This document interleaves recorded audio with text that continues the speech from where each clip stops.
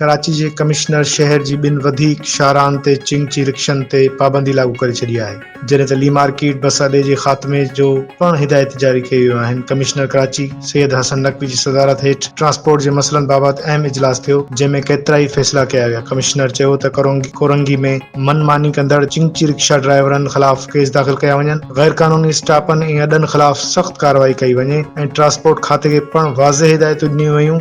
यादि रहे त गुज़िरियल महीने कराची में 1+2 ऐं 1+4 मोटर कैब रिक्शनि ते 2 महीननि लाइ पाबंदी लागू कई वई हुई, जेका DIG ट्रैफिक पीर मोहम्मद शाह जी सिफारिश ते CRPC जे सेक्शन 144 ते लगाई वई। इख्तियारनि मूजिब शाहराह फैसल, II चंद्रीगढ़ रोड, शहीद मिल्लत रोड समेत अहम शाहराहनि ते रिक्शा हलाइण ते पाबंदी लागू आहे, जॾहिं त शाहराह फैसल ऐं II चंद्रीगढ़ रोड ते 1+2 ऐं 1+4 मोटर कैब हलाइण ते मुकमल पाबंदी लगाई वई आहे। इख्तियारनि जो चवणु आहे त गैर मिजाज ऐं हथरादू रूटनि ते हलंदड़ रिक्शा ट्रैफिक जी रवानी में रंडक बणिजी रहिया आहिनि, जंहिं करे 1+4 रिक्शनि ते अब्दुल्ला शाह गाज़ी जे मज़ार, Shahrah Faisal, II Chandrigarh road, stadium road ऐं ॿियनि इलाइक़नि में बि पाबंदी लागू कई वई आहे। असां हिकु भेरो ॿीहर ॿुधाईंदा हलूं त कराची जी वधीक ॿिनि शाहराहनि ते रिक्शा हलाइण ते मुकमल पाबंदी लागू कई वई आहे, जॾहिं त ली मार्केट बस अॾे जे मुकमल ख़ात्मे जो पिणु ऐलान कयो वियो आहे। कमिश्नर कराची अहिड़ो हुकुमनामो जारी करे छॾियो आहे। अच्छा है ना? हाँ बिल्कुल होगा, ये बिल्कुल बंद करो, पहली फुर्सत में बंद करो।